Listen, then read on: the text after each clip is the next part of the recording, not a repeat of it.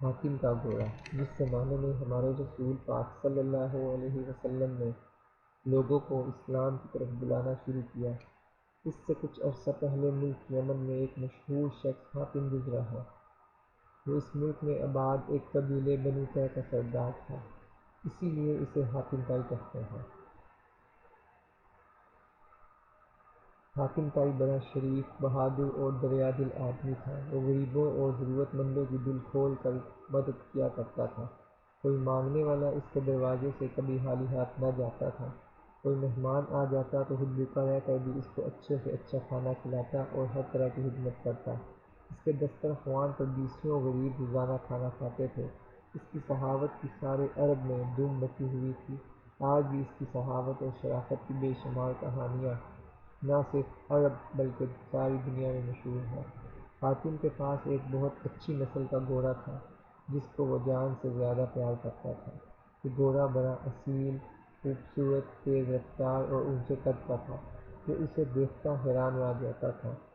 ایک دفعہ روم کے بادشاہ نے حاتم کی سخاوت اور مہمان نوازی کا حال سنا تو اسے بڑی حیرت ہوئی۔ پھر جب اس کے سامنے حاتم کے اس گھوڑے کا ذکر آیا تو اس نے سوچا کیوں نہ حاتم کا امتحان لیا جائے۔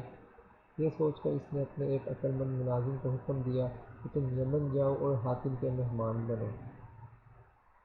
جب اس سے رخصت ہونے لگو تو یہ گھوڑا اس سے مانگو، اگر وہ دے دے تو میں جانوں گا کہ وہ واقعی ایک بڑا آدمی ہے، اور اگر گھوڑا دینے سے انکار کر دے تو سمجھوں گا کہ اس کی شہرت صرف خالی ڈول کی آواز ہے۔ شاہی ملازم کچھ اور چھوٹے ملازموں کو ساتھ لے کر یمن روانہ ہو گیا۔ یہ لوگ قبیلہ طے میں پہنچ کر رات کو حاتم کے مہمان بنے۔ اس وقت سخت بارش اور تیز ہوا کے جھکڑ چل رہے تھے، گھر سے قدم باہر نکالنا ممکن نہ تھا۔ حاتم کے مویشیوں کا غلہ گھر سے دور چراگاہ میں تھا اور مہمانوں کی دعوت کے لیے کوئی چیز نہ تھی، البتہ وہ مشہور گھوڑا گھر میں بندھا ہوا تھا۔ حاتم کو کچھ معلوم نہیں تھا کہ یہ کون لوگ ہیں اور کہاں سے آئے ہیں۔ وہ صرف یہی جانتا تھا کہ یہ میرے مہمان ہیں اور مجھے ہر صورت ان کی خدمت کرنی ہے۔ اس نے آؤ دیکھا نہ تاؤ، جھٹ وہ گھوڑا ذبح کر کے مہمانوں کی ضیافت کی اور ان کو آرام اور راحت پہنچانے میں کوئی کسر اٹھا نہ رکھی۔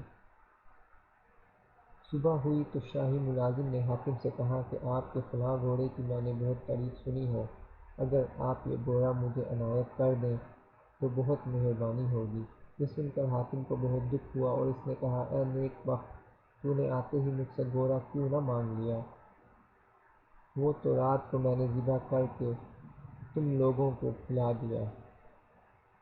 افسوس اس کے سوا اور کوئی چیز گھر میں موجود نہ تھی اور یہ ہو نہیں سکتا تھا کہ میرے مہمان بھوکے سوئیں۔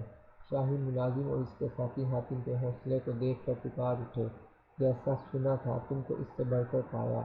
روم واپس جا کر انہوں نے بادشاہ کو سارا قصہ سنایا تو وہ بھی بے اختیار پکار اٹھا، سخاوت حاتم پر ختم ہے۔